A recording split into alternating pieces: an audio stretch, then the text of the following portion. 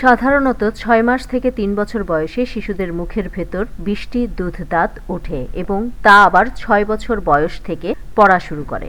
যেহেতু এই দাঁতগুলো স্থায়ী নয়, তাই অনেক মা-বাবা মনে করেন শিশুর দুধ দাঁতের যত্ন নেওয়ার তেমন প্রয়োজনীয়তা নেই, কিন্তু এটি সম্পূর্ণ ভুল ধারণা। একটি শিশুর পরিপূর্ণ বিকাশের জন্য শরীরের অন্যান্য অঙ্গ প্রত্যঙ্গের সুস্থতার পাশাপাশি দাঁতের সুস্থতাও অত্যন্ত জরুরি। শিশুর দুধ দাঁত কেন গুরুত্বপূর্ণ? শরীরের সুস্থতা ও পুষ্টির জন্য সঠিকভাবে খাদ্য গ্রহণ জরুরি। দাঁত ক্ষয় হয়ে যদি ব্যথার সৃষ্টি হয়, তবে শিশু ঠিকমতো খেতে চায় না বা পারে না, ফলে পুষ্টির অভাব দেখা দিতে পারে।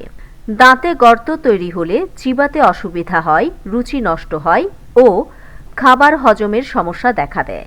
দুধ দাঁত সঠিক উচ্চারণ ও শব্দ গঠনে সহায়তা করে, তাই মুখে দাঁত অনুপস্থিত থাকলে উচ্চারণে অসুবিধা হয়, কথা বলতে সমস্যা হয়।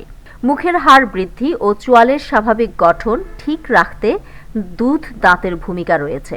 নির্দিষ্ট সময়ের আগে দাঁত পড়ে গেলে চোয়ালের সঠিক বৃদ্ধি নাও হতে পারে। দুধ দাঁত পড়ে গেলেও পরবর্তী স্থায়ী দাঁতের জন্য জায়গা ধরে রাখে। যদি সময়ের আগেই দুধ দাঁত পড়ে যায় বা ফেলে দেওয়া হয়, তাহলে স্থায়ী দাঁত আঁকাবাঁকাভাবে ওঠে। দাঁত মুখের সৌন্দর্য